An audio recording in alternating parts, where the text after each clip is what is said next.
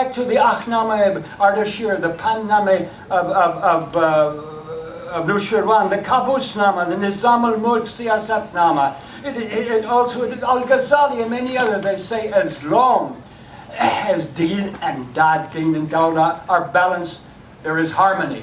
Once one goes above the other, then you have chaos.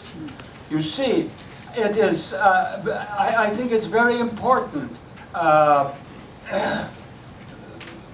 There's this story of Hajjaj ibn Yusuf, you know, who was the Governor General of the Umayyads in Iraq. And a bunch of probably Christians came and said, we want to become Muslims. He said, no, you cannot. He said, why can't we not? You must first become Arabs. How do we become Arabs? They said, he said, you become a Mawla or Mawali, you must join the Arab tribe, become an Arab. You see?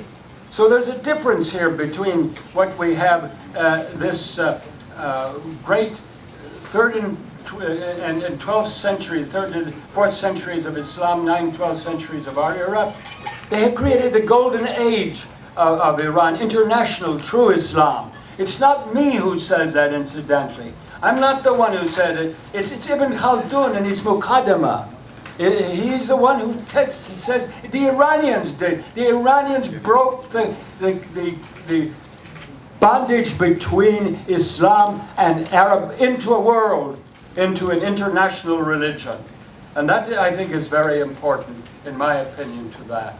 That is, you know, this Taliban Wahhabism is frozen. It is emotion, just a recitation, emotion. True Islam is reason and change, and that is what this is all about.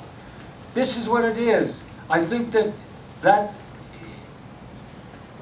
Islam was created by the Central Asian and the East Iranians at that period. I do not say Ibn Khaldun said it in the 11th century of our era in Tunis. Now, another thing I want to say, and that is about the Turks. Kashgari in his Divanlagara Turk, he says, you know, Burk Bash's Turk Sasis Volmaz, yani that no hat without a head exists, nor Turk without a Tajik. They all exist. Turk and Tajik should be what the Turks have Iranian culture. You know, Shah Ismail wrote to Sultan Salim, the Ottoman Sultan, in Turkish, and he replied in Persian. You see, they belong together. Forget about Karimov, they'll pass. But there are, you know, the